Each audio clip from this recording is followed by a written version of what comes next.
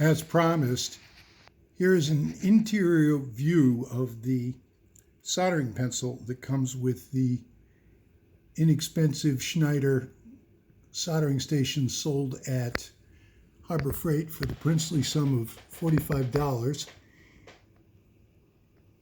Number 57364 is the model number. And here's the iron opened up. It does just unscrew. You take the knurled plastic nut off, which I'll show you. And that's the circuit board inside.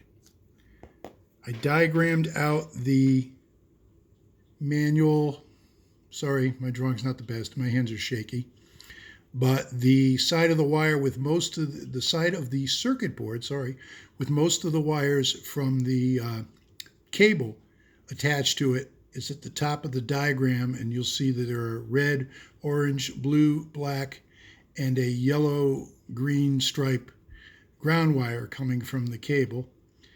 And I have the pinout as shown from the front face of the connector if you undo it from the station and you're looking at the plastic end with the contacts shown at the end of the cable.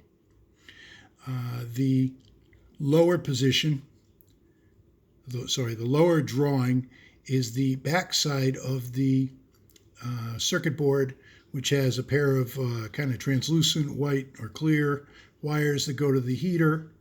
And it is numbered SAT7.820.838B, as well as KSJ-A01, and then 3923, which might be a date code for 2023.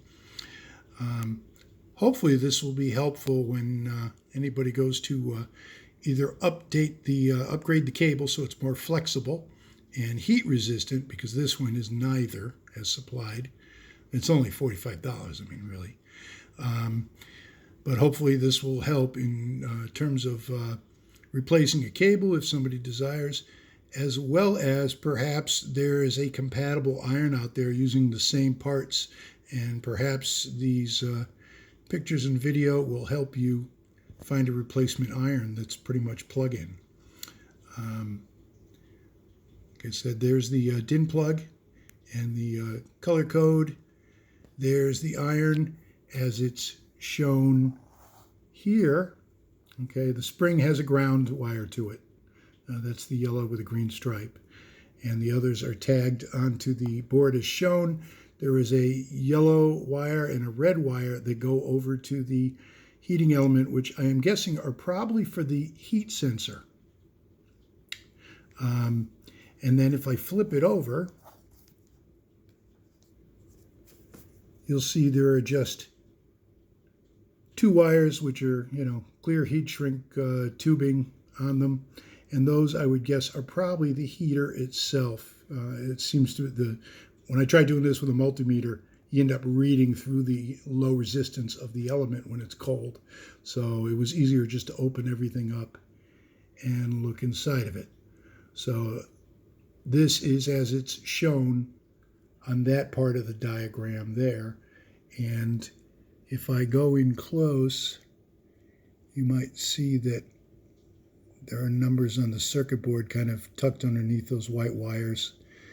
And those are the numbers that I wrote down over here. So hopefully this will be helpful. Here is a look at the plug. 3 screws, a little tugging on the strain relief, and it'll come right out. It's got a piece of, here, sorry.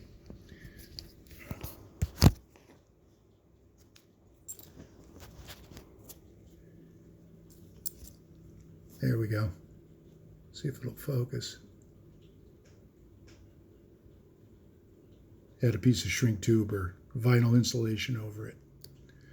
And this is the front face of the connector. upside down, but you can see where the pins are numbered. 1 through 6. Number 7 is in the middle. And the way I drew it on the diagram is looking at the front face of it, except not upside down like I did here.